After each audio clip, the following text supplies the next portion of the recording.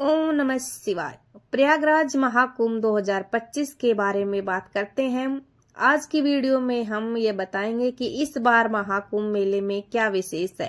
महाकुंभ मेला प्रयागराज के संगम तट पर है।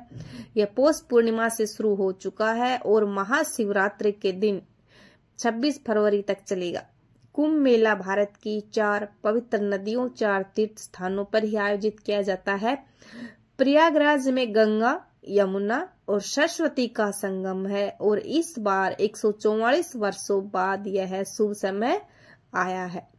महाकुंभ मेला का सबसे पहला शाही स्नान कुंभ मेला मुख्य आकर्षण का केंद्र होता है, जो कि आध्यात्मिक और शुद्धि के लिए मानव जीवन की सर्वोच्च प्राप्ति का प्रतीक है। तो जिन लोगों को भी अध्यात्म से जुड़ना है या अपने आप को अंदर से जानना है, उसको महाकुंभ मेले में जरूर जाना चाहिए और महास्नान का आपको फायदा उठाना चाहिए।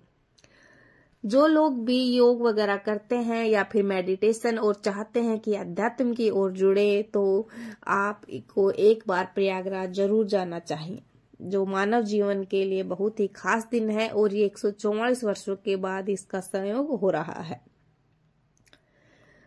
आध्यात्मिक आनंद और आत्मा की दिव्यता का भी अनुभव करवाता है। मनुष्य को जो भौतिकता से परे है, यानी कि अपने जीवन के जो नॉर्मल सुख सम्मुख है, उनको छोड़कर आप अध्यात्म की ओर आनंद लेना चाहते हैं, तो शाही स्नान का मुख्य उद्देश्य भी यही है।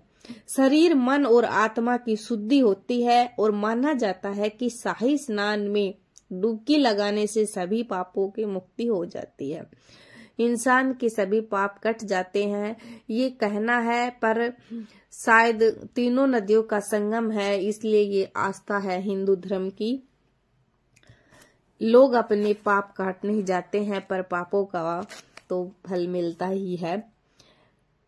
अमावस्या और पूर्णिमा, संक्रांति के अवसर भी यह शाही स्नान किया जाता है, क्योंकि जो हमारा ये मैनिफेस्टेशन के दिन होते हैं और हमारे मतलब बहुत ही ऊर्जा से भरे हुए होते हैं ये, जो कि हमारी यूनिवर्स से हमारी एनर्जी जितना अगर हाई लेवल पर है तो बहुत ज्यादा हाई होगी और नेगेटिव एनर्जी है तो नेगेटिव हो जाती है।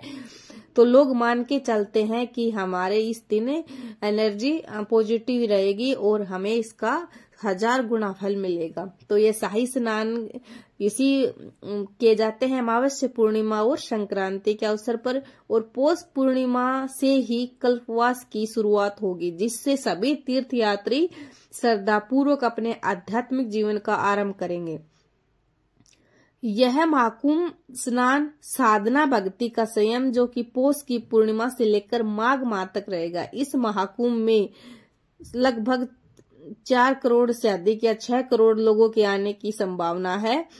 भारत से नहीं बल्कि विदेशों के लोग भी लाखों की संख्या में आ रहे हैं और कुंभ मेले में स्नान करने विदेशों से भी लोग आए हैं अपने आप को पवित्र करने के। इस बार कुंभ मेले में एक और बड़ा आकर्षण का केंद्र है कि गंगा तट पर भव्य लेजर शो, यह शो रात के समय हो रहा है और गंगा जी के किनारे रोशनी और ध्वनि का अद्भुत संगम देखने को मिल रहा है वहां पर।